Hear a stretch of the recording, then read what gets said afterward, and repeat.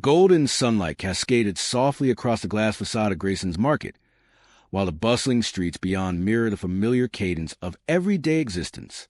Pedestrians strolled past clutching shopping bags. Distant car horns echoed through the air, and within the store, employees moved silently through their morning routines. However, on this particular day, an extraordinary event was destined to transpire. The company's CEO, a man who had constructed his business empire from mere determination and foresight, chose to enter one of his establishments incognito, abandoning his role as the influential leader everyone recognized, instead disguising himself in casual jeans, a baseball cap, and an unremarkable shirt. He had been experiencing a growing unease, questioning whether his staff genuinely felt valued, or beneath the statistics and refined corporate presentations, suffering and struggle remained concealed in plain view. He never anticipated that his first discovery would be a single mother employee positioned behind the register, dabbing away tears with shaking hands while attempting to maintain an appearance of busyness. Before we delve further into this narrative, if you embrace compassion, opportunities for redemption, and tales that illuminate our shared humanity, please show your appreciation by liking this video, sharing your reflections in the comments, passing along to someone seeking inspiration, and subscribing to Untold Story 0.4, so we may continue delivering meaningful, transformative narratives. The CEO stood motionless upon witnessing her distress. The young woman wore her hair pulled back in a ponytail, her uniform bearing subtle wrinkles and latex gloves still adorning her hands. Her eyes appeared crimson and puffy, suggesting she had been suppressing emotional pain for an extended period.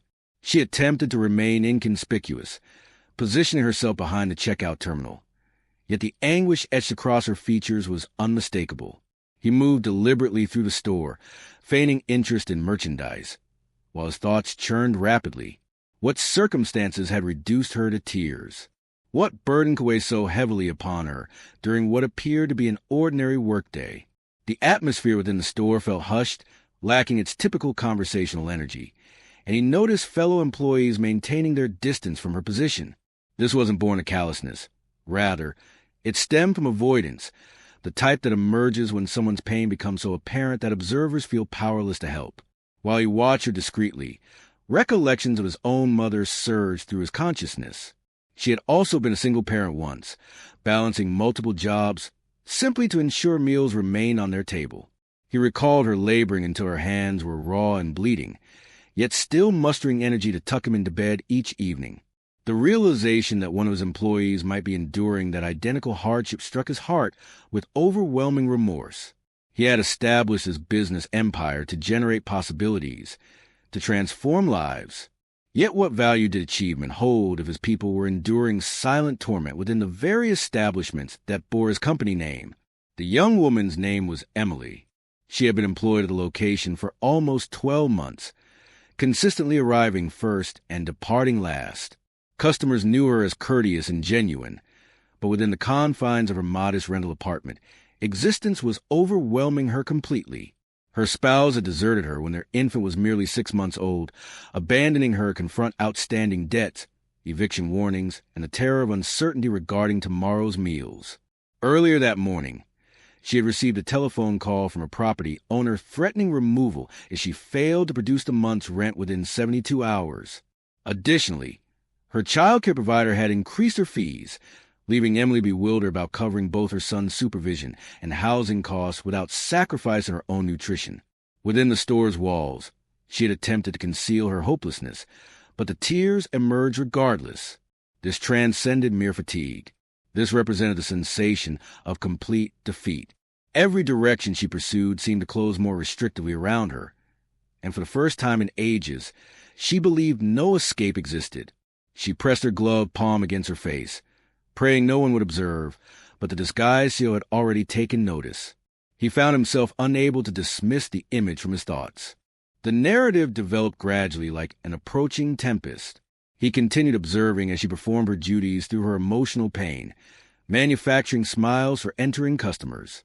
She processed purchases, packaged merchandise, and even offered apologies to a gentleman when she accidentally dropped his bag.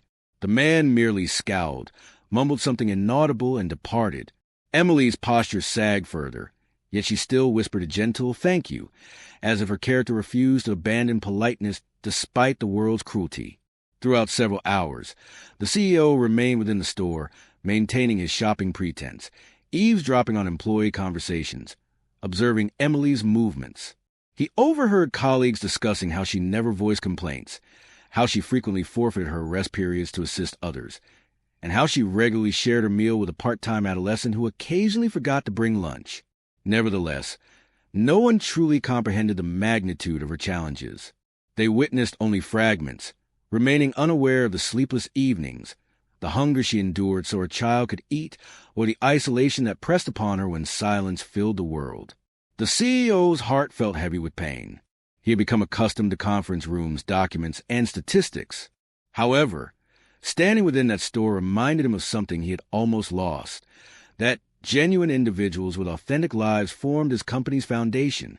They weren't merely employees. They were parents, visionaries, and survivors. Sometimes all that was required was one person acknowledging their struggle, one person demonstrating care, to alter everything completely. The afternoon illumination shifted as hours elapsed. Eventually, he could no longer remain passive. Cautiously, he approached closer, still preserving his undercover identity, and inquired if she was managing well. Emily, caught off guard, quickly dried her face and manufactured a fragile smile, claiming she was acceptable, merely exhausted. However, her unsteady voice revealed the reality. The CEO recognized that articular "I'm fine," the type that conceals chaos beneath calm surfaces. He chose not to probe further at that moment, but internally he established a commitment. He would not permit this story to conclude with her collapse. The following days marked a crucial transformation. Rather than departing quietly, the CEO returned to the establishment repeatedly, sometimes integrating as a patron, other times observing from distant positions. He began comprehending not only Emily's hardship, but the difficulties of many others. He witnessed how certain workers survived from one paycheck to the next, how supervisors frequently ignored their struggles, and how easily decent people were driven to their limits. Within Emily, he recognized the quiet strength of a mother who refused to allow life to completely destroy her spirit. The subsequent events transformed everything entirely. The CEO ultimately disclosed his genuine identity, astounding the staff who had been unknowingly serving their actual employer. Rather than delivering criticism or consequences, he gathered everyone together and related Emily's situation without humiliating her, but with understanding, reminding them that compassion wasn't merely something to anticipate from customers, but something they owed each other. Then he addressed Emily directly and assured her she was no longer isolated. Assistance was forthcoming. When that day concluded, Emily's circumstances had begun transforming. She received not only monetary support, but advancement to a position offering improved scheduling and benefits, enabling her to spend additional time with her child without dreading eviction or starvation. The CEO implemented new protocols throughout his stores, guaranteeing that single parents and struggling workers would receive access to assistance. Most significantly, he demonstrated to Emily and everyone observing that authentic leadership concerns humanity rather than authority or earnings.